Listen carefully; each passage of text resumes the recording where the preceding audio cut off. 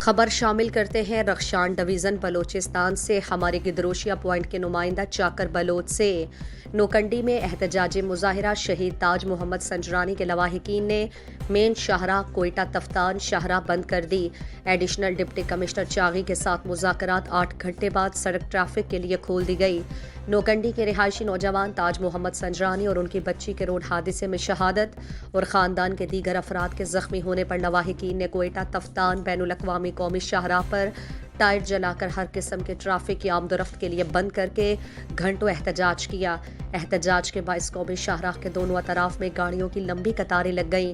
لواحقین کے ہمراہ BNP، PP، BAP کے مقامی قیادت سمیت شہری بھی قومی شاہراہ پر دھرنے میں شامل رہے اور PP کے مرکزی رہنما اور سابق وفاقی وزیر سردار محمد عمر گورگیج نے بھی شہید تاج محمد سنجرانی کے لواحقین سے اظہار ہمدردی کی۔ احتجاجیوں نے کہا کہ حادثات اللہ پاک کی طرف سے آتے ہیں، مگر ایک بڑے قومی شاہراہ پر ہیوی اور پیٹرول سے لدی لوڈنگ گاڑیوں کے لیے ٹریفک کا کوئی میکانزم نہیں۔ لوڈنگ گاڑیوں کی رش اور تیز رفتاری سے آئے روز حادثات میں قیمتی جانیں ضائع ہو رہی ہیں۔ دوسری جانب کوئٹہ تفتان شاہراہ پر میڈیکل ایمرجنسی کی کوئی سہولت میسر نہیں ہے، جس سے ہم روز شہید تاج محمد سنجرانی جیسے نوجوانوں کی لاشیں اٹھانے پر مجبور ہیں۔ قومی شاہراہوں پر ابتدائی طبی سہولیات کی فراہمی سے انسانی جانیں ضائع ہونے سے بچ سکتی ہیں۔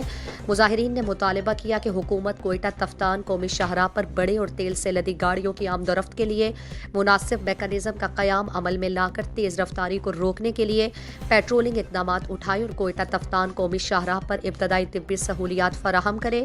مظاہرین سے additional deputy commissioner Chagai Ali Raza Khosa نے کامیاب مذاکرات کی اور 8 گھنٹے بعد مین شاہراہ کو ٹریفک کے لیے کھول دیا گیا۔ مزید دلچسپ معلومات اور خبروں سے آگاہ ہونے کے لیے Gedrosia point Facebook page, Instagram, Twitter کو فالو اور یوٹیوب چینل کو سبسکرائب کریں۔